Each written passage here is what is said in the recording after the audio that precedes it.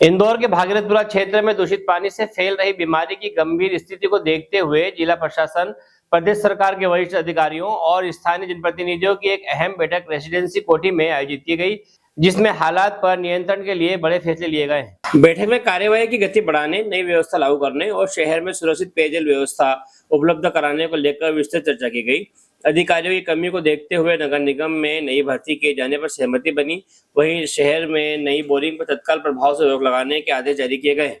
अधिकारियों ने जानकारी दी कि भागीरथपुरा के लगभग 30% क्षेत्र में अगले 2 से 3 दिनों के भीतर नर्मदा का शुद्ध जल सप्लाई शुरू कर दी जाएगी, जबकि शेष 70% क्षेत्रों में टैंकर के माध्यम से पानी उपलब्ध कराया जाएगा। इसके बावजूद नागरिकों को एहतियात के तौर पर पानी उबालकर पीने की सलाह दी गई। बैठक में वरिष्ठ अपर मुख्य सचिव नीरज मंडलोई और अनुपम राजन, कैबिनेट मंत्री कैलाश विजयवर्गीय, मंत्री तुलसी सिलावट, महापौर पुष्यमित्र भार्गव सहित जिला प्रशासन और नगर निगम के अधिकारी मौजूद रहे।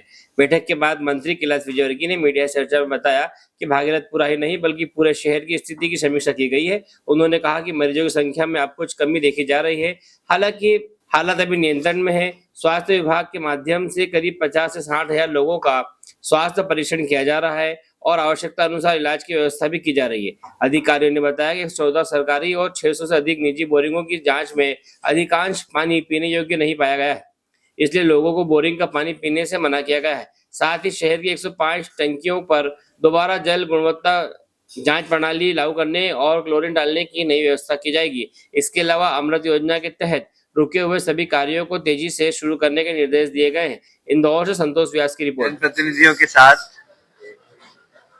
मध्य प्रदेश शासन के वरिष्ठ अधिकारी एसीएस नीरज मंडलोई जी और राजन जी के साथ काफी लंबी चर्चा हुई है। कल से वो यहाँ है। उन्होंने भागीरथपुरा ही नहीं, पूरे इंदौर के डेवलपमेंट के बारे में अध्ययन भी किया। आज हम सब लोगों से चर्चा की। निश्चित ही भागीरथपुरा अभी हमारा केंद्र बिंदु है और भागीरथपुरा में बहुत तेजी से स्थिति एकदम सुधर रही है। बीमारों की संख्या भी एकदम कम हो गई, मिनिमम हो गई है। और कल भी डायरिया के 4-5 ही पेशेंट आए थे और उसमें कोई सीरियस नहीं था। करीब करीब अब स्थिति वहां पर स्वास्थ्य की दृष्टि से नियंत्रण में है, पर उसके बावजूद स्वास्थ्य विभाग के माध्यम से हम प्रत्येक परिवार का स्वास्थ्य परीक्षण करा रहे हैं। भागीरथपुरे के एक एक व्यक्ति का स्वास्थ्य परीक्षण कराने के लिए हमारी पूरी टीम स्वास्थ्य विभाग की वहां पर लगी हुई है। लगभग 50-60 हजार लोग जितने भी हैं, सबका स्वास्थ्य परीक्षण करेंगे। यदि उसमें किसी प्रकार की स्वास्थ्य में कोई कमी पाई गई तो उनको उपचार की व्यवस्था भी करेंगे। अभी पाइपलाइन का काम चल रहा है, ड्रेनेज का काम भी चल रहा है, पर अभी 30% जो क्षेत्र में है वहाँ पाइपलाइन डल चुकी है और कल टेस्टिंग भी हो गया। टेस्टिंग होने के बाद पानी का सैंपल भी लिया गया है,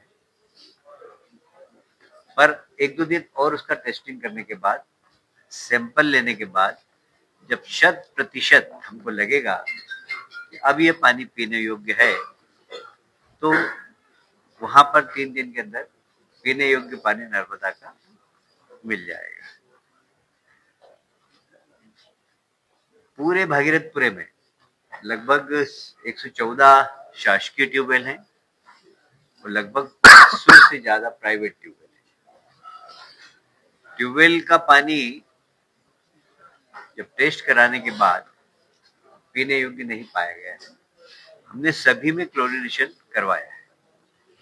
क्लोरीनेशन के बाद वो पानी पीने योग्य है, उपयोगी है।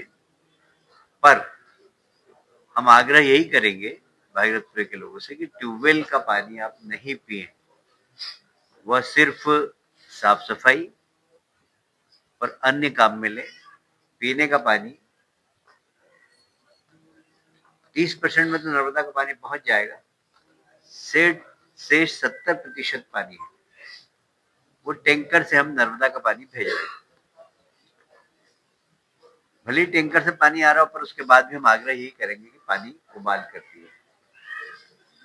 हालांकि टैंकर का पानी शुद्ध नर्मदा का है, किसी प्रकार की कोई उसमें कमी नहीं है, पर आग्रह यही करेंगे कि वे पानी बॉईल करके पिए। शहर को लेकर भी आज सभी जनप्रतिनिधियों ने चिंता व्यक्त की थी और बहुत सारे बातें पे चर्चा हुई। आज अधिकारियों की संख्या कम है, कुछ अधिकारी हम डेपुटेशन पे अन्य विभागों से लेकर ही भेजेंगे और आज हमने महापौर जी से और कमिश्नर साहब से कहा है कि आपके पास अधिकार है भर्ती करने के, आप भर्ती करिए और भर्ती करने के लिए कमेटी बना दीजिए कॉम्पिटेंट लोगों की, और जो पद आप भर्ती कर सकते हैं उसको भर्ती करने का कार्यक्रम प्रारंभ कर दीजिए। मुझे लगता है कि 3-4 महीने में जो नगर निगम के द्वारा भी सीधी भर्ती की जाएगी। सभी 105 टंकियां हमारे यहाँ नर्मदा की, उस पे पानी के जांच का एक सिस्टम हम खड़ा करेंगे। जब मुझे याद है मैं बहुत छोटा था और नर्मदा जी आई थी, तो नर्मदा जी का एक प्रोटोकॉल था और उस वक्त टंकी पे पानी की जांच होती थी, टेल एंड तक पानी की जांच होती थी।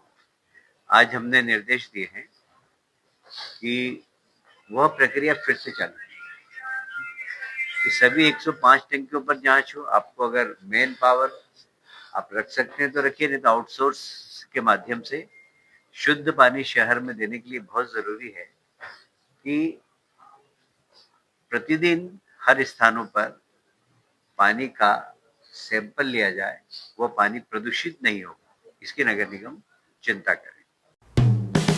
हेलो फ्रेंड्स, आप देख रहे हैं हमारा चैनल SW24 न्यूज। हमारे सारे वीडियो सबसे पहले देखने के लिए आप हमारे चैनल को सब्सक्राइब करें और पास में लगे बेल आइकन को दबाना बिल्कुल भी ना भूलें।